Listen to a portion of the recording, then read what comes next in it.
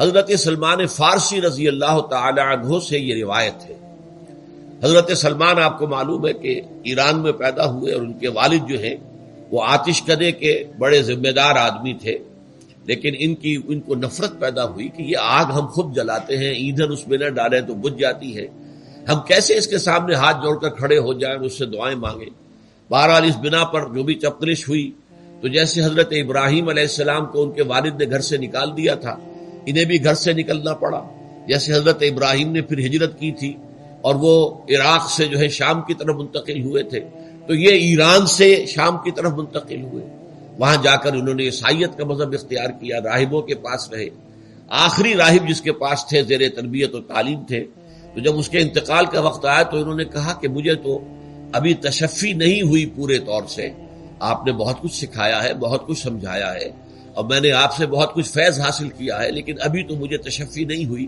اب آپ کا انتقال ہو رہا ہے، میں آپ کے بعد کس کے پاس جاؤں؟ تب اس نے کہا کہ میرا علم مجھے بتاتا ہے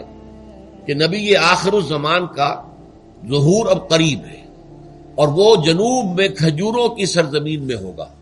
تو تم جاؤ، ٹرائی یور لک، جاؤ دیکھو شاید قسمت تمہیں ان کے قدموں میں پہنچا دے۔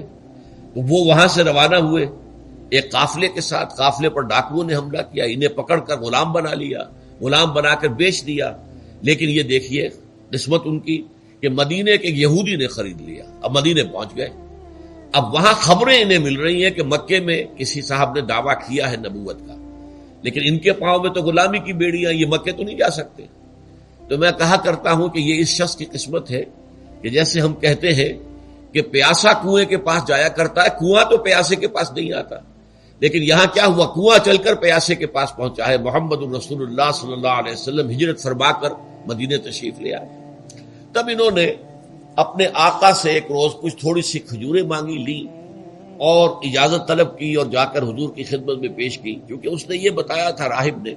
کہ وہ ہدیہ تو قبول کر لیں گے، صدقات قبول نہیں کریں گے، صدقہ قبول نہیں کریں گے۔ تو اسی امتحان کے لیے جا کر حضور کی خدمت میں وہ کھجوریں پیش کی۔ حضور نے پوچھا کیا ہے، عرض کیا صدقہ، فرمایا نہیں میں صدقہ قبول نہیں کرتا، یہ غربا کا حق ہے، دے دو، تقسیم کرو۔ پھر کچھ عرصے کے بعد پھر کچھ کھجوریں لی ہوں گی اپنے اس آقا سے، پھر پہنچے، پھر جب حضور نے پوچھا کیا ہے، عرض کیا کہ یہ ہدیہ، آپ نے فرمایا ہاں ٹھیک ہے، ہدیہ میں قبول کرتا ہوں، تو فوراً قدموں میں گر گئے، ایمان لے آئے۔ اور ان کا معاملہ جو ہے یہ بھی جان لیجئے کہ یہ فقراء صحابہ میں سے تھے جو کوئی کام نہیں کرتے تھے، ہمہ وقت حضور کے ساتھ رہنا،